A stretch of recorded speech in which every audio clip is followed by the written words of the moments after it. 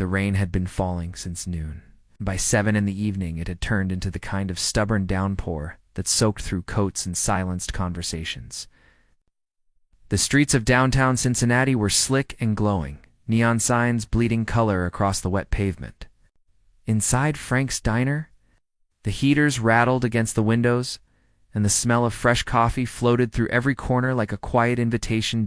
Emma Calloway moved between tables the way she always did, with her head slightly tilted, a worn notepad tucked into her apron pocket, and her dark brown hair pinned back in a loop that was slowly losing the battle against humidity. She was 28 years old and had been working at this diner for 4 years.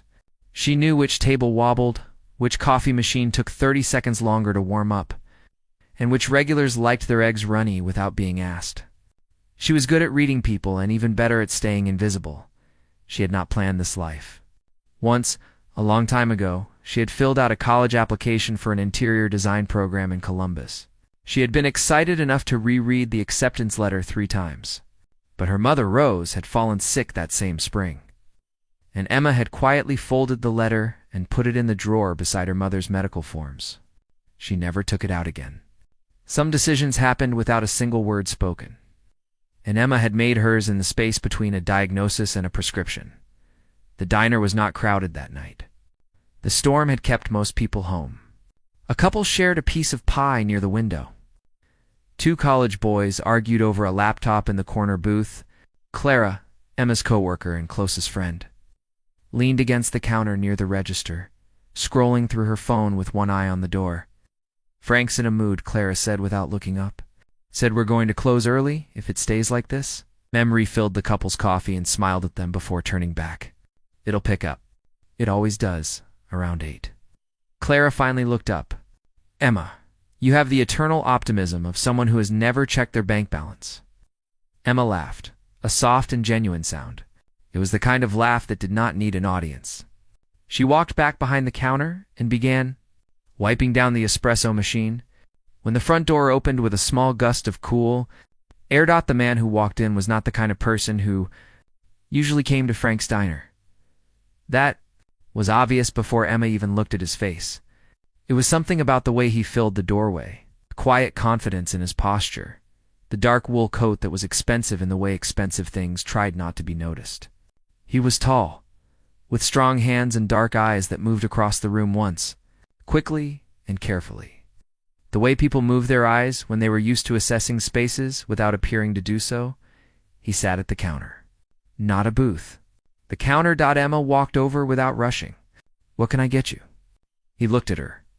Not the way men sometimes looked at her, cataloging and dismissing in one sweep. He looked at her the way someone looks when they are trying to remember something they cannot quite place. "Coffee," he said. His voice was quiet and clear. "Black, and whatever is good tonight." "Frank's chicken pot pie is the best thing on the menu," she said honestly. "It is also pretty much the only thing I would recommend on a night like this." The corner of his mouth moved. Almost a smile. Then that. She poured his coffee and went to put the order in. When she came back to check on the couple at the window, she noticed the man at the counter had wrapped both hands around his mug and was staring at the space above the pie display with an expression she recognized. It was the look of someone who was somewhere else entirely inside their own mind. She had seen that look in the mirror enough times to know it well. His name was James Whitfield, though Emma did not know that yet. She did not know that he had built a company worth $400 million from a single piece of inherited land and a stubborn refusal to fail. She did not know that he had been in Cincinnati for a conference that had ended that morning, or that he had turned down a dinner reservation at a rooftop restaurant to drive through, the rain with no destination in mind. She did not know that when he looked at her, something in his chest had gone very still. James watched her move between tables and felt a strange and weightless recognition, like a word on the tip of the tongue that refuses to arrive. He was certain he had never been to this diner. He was almost certain he had never met her. But there was something in the way she laughed with the old man at the corner table. Something in the angle of her jaw and the way she tucked a loose strand of hair back without thinking. that tugged at a memory buried so deep he could not find its edges. He ate his pot pie slowly. It was genuinely good. He left a $200 bill under the coffee mug and wrote 4 words on the back of a business card before placing it beside the cash. Emma found it after he left. She picked up the card and read the 4 words in neat, dark handwriting. "I remember your smile." She turned the card over. James Whitfield. Whitfield Development Group. She stood at the counter for a long moment, her heart beating in a way she had not expected. Rain still running down the windows, the heater still rattling. The diner still warm and small and familiar. But something had shifted. She could feel it. Emma did not sleep well that night. She lay on her side in the small bedroom of the apartment she shared with her mother and stared at the wall where a water stain had spread into the shape of something she had never been able to name. The business card sat on her nightstand. She had not thrown it away, which told her more about herself than she wanted to admit. She told Clara about it the next morning over coffee before their shift started. Clara read the card twice, flipped it over. Read the 4 words again, and then set it down with enormous deliberateness. "This man," Clara said slowly, "left $200 and a love note." "It was not a love note, Emma. He wrote that he remembered your smile on the back of a billionaire's business card. We do not know he is a billionaire." Clara pulled out her phone, typed his name, and held the screen up without a word. The search results loaded in 2 seconds. James Whitfield, founder and CEO of Whitfield Development Group, Forbes profile. A photograph outside a glass building in Chicago, his expression calm and unreadable. 34 years old, self-made, known for developing mixed-income housing in underserved urban communities. Emma stared at the phone for a moment. Then she slid it back across the table. It was probably a mistake. He probably thought I was someone else. Clara gave her the look she reserved for statements that did not deserve a response. Across the city, in a hotel suite that overlooked the Ohio River, James was on the phone with his assistant, Daniel, asking a question he had not planned to ask. He wanted to know the name of the waitress at Frank's Diner on Elm. He told himself it was because he was trying to figure out why she looked familiar. He told himself it was a reasonable thing to wonder. Daniel called back in 40 minutes with a name. Emma Calloway, 28.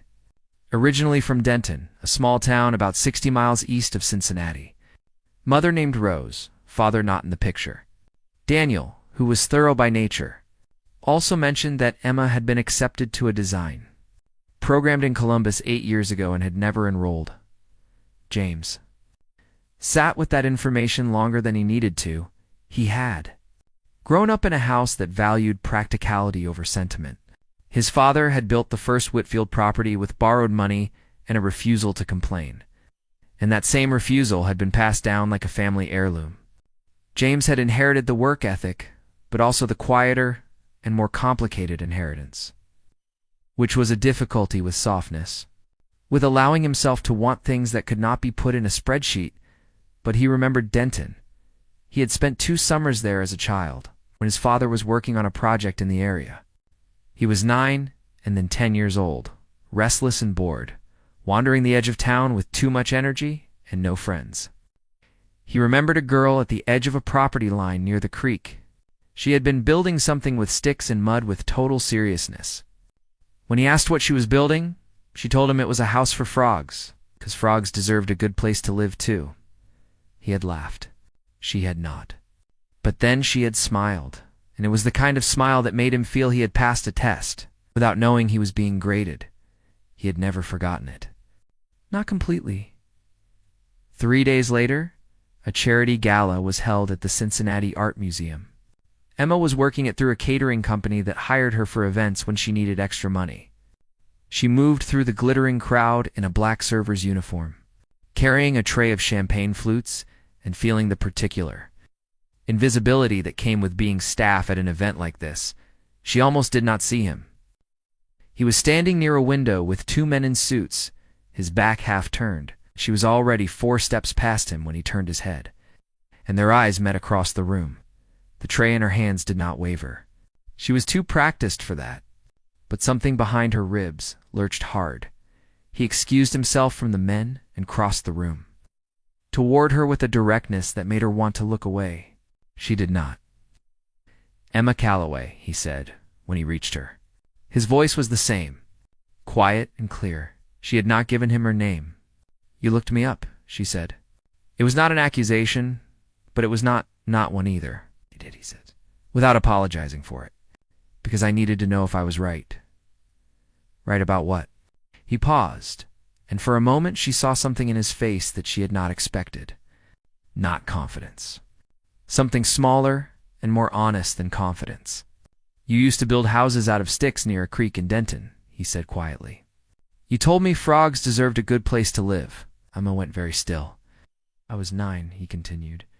"You were maybe 6 or 7. I never forgot your smile." He stopped. "That is what I wrote on the card. I know it sounds strange. I know it was a long time ago." She stared at him. The noise of the gala moved around them like water around 2 stones. "You remembered that?" she said finally. Her voice came out smaller than she intended. "I never stopped."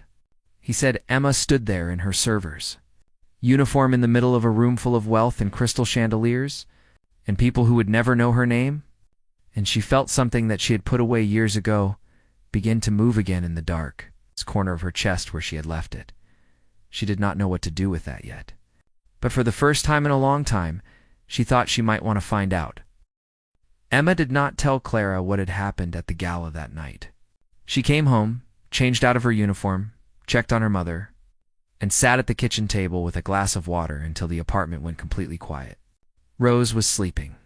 The street outside was still, and Emma sat there turning the memory of his words over in her mind like a smooth stone she could not put down. "You used to build houses out of sticks near a creek in Denton." She had been 7 years old that summer. She remembered the creek. She remembered the mud and the way the afternoon light came through the trees in long golden strips. She remembered a boy with dark eyes who had laughed at her and then looked embarrassed about laughing. She had forgotten him entirely, or she thought she had. But now that the memory was awake, it came back with a warmth that surprised her. James Whitfield had been that boy. She pressed her palms, flat on the table, and breathed slowly. This was the kind of thing that happened in stories people told at dinner parties. Not in real life, not in her life, which had been built almost entirely out of practicality and quiet sacrifice. She did not have the luxury of being swept away by things. She had a mother who needed medication. Every morning, in a job that started at 6, and a drawer full of bills she sorted by due date, because that was the only kind of order she could control, but she also had his business card still sitting on her nightstand, and she had not thrown it away. The next morning he called. She almost did not answer because she did not recognize the number, and unknown numbers were usually bad news. But something made her pick up on the 3rd ring. "I hope this is not too early," he said. "I have been up since 5, she said honestly. A pause. "I wanted to apologize for last night. Walking across a room full of people to tell a stranger that you remembered them from 20 years ago is not a normal thing to do." "It is not, but it was true," he said. "That matters to me more than whether it was normal." Emma leaned against the kitchen counter and looked out the window at the gray morning sky. She could hear her mother shifting in the next room. "What do you want, James?"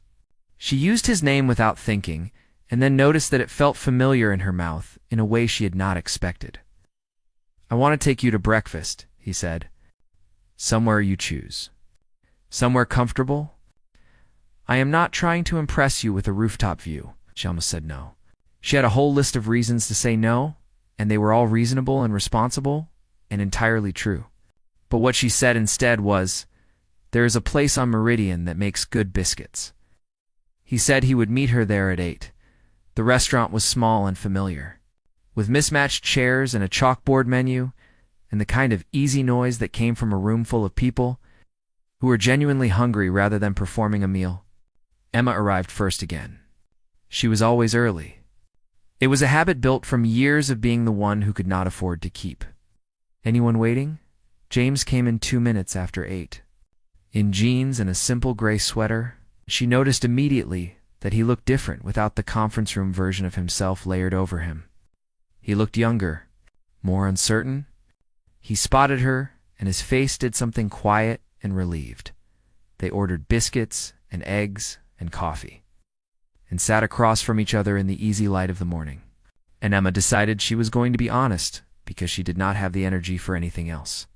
"I looked you up too," she said, "after Clara showed me. Clara is your coworker. She's my coworker, and my loudest opinion." Emma wrapped both hands around her mug. $400 million, James. He did not look away. "Yes, that is a very large distance between your life and mine." "Ow. I know what my life looks like from the outside," he said carefully. "But I also know what it feels like from the inside, and it has felt very empty for a long time." Paused. "I am not saying that to be dramatic. I am saying it because I think you are someone who would rather hear a true thing than a comfortable one." Emma looked at him. "You figured that out from one conversation at a diner counter?" "I figured it out from watching you work for 3 hours," he said. "You are the most present person in any room you are in. You notice everything. You remember what people need before they ask. That is not a skill. That is a way of being." He picked up his coffee. "I also remember the girl by the creek who was completely unbothered by what I thought about her frog house." Emma laughed despite herself. It was the same soft, unguarded laugh from the diner, and she watched him hear it like something landing gently after a long flight. Over the next 2 weeks, they met 4 more times. Once for coffee. Once for a walk along the river where they talked for 2 hours about nothing important and everything real. Once she brought Rose to a doctor's appointment and he offered to drive them. And she said yes before she could stop herself, and watched him help her mother into the car with a gentleness that made her throat tighten. Rose liked him immediately. She told Emma that night, while Emma was making her evening tea. "He has good hands," Rose said simply, which was her way of saying a person was trustworthy. Emma stirred the tea and did not answer, but she was smiling at the wall. The 5th time they met, it was unplanned. Emma was walking back from the pharmacy in the late afternoon when she rounded a corner and almost walked directly into him on the sidewalk. He was on the phone, but he ended the call immediately when he saw her. They stood there on the pavement in the cooling air with people moving around them. "This city is not that small," she said. "May have been walking in your neighborhood," he admitted. And the honesty of it was so unexpected that she laughed again, and this time he laughed too. And it was the first time she had heard his laugh fully open and a little startled. Like someone who had forgotten that laughing felt good, she made him walk with her to the small park 2 blocks from her building. They sat on a bench under a tree that was beginning to turn with the season, and Emma finally said the thing she had been holding for 2 weeks. "I am scared," she said simply. "Not of you. Of hoping." She looked at the ground. "I have built my whole life around not hoping for things I cannot control. It keeps me steady. It keeps Rose steady. And then you walked into the diner and looked at me like that, and now I cannot find my steady place." James was quiet for a moment. Then he turned toward her on the bench. "I am not asking you to give up your steady place," he said. "I am asking if I can sit beside it for a while." Emma looked at him. The light was going amber through the trees, and it fell across his face in a way. It made him look exactly like the boy she now remembered. Dark eyes and something open and searching underneath the surface of his confidence. "You live in Chicago," she said. "I have been thinking about opening a Cincinnati office," he said. And she could tell from the way he said it that this was not a new thought. "That is a very large decision." "I make large decisions for a living," he said. "This is the first one in a long time that has felt worth making." Emma sat with that for a long moment. The park was quiet around them. A dog moved through the grass nearby. Somewhere down the block, someone was cooking something that smelled like garlic and warmth. She had spent 8 years telling herself that the version of her who wanted big things, who filled out college applications and dreamed about designing spaces that meant something, had been a younger and more naive person. She had been kind to herself about it. She had called it growing up, but sitting here beside a man who had carried the small memory of a 7-year-old girl with mud on her hands for 25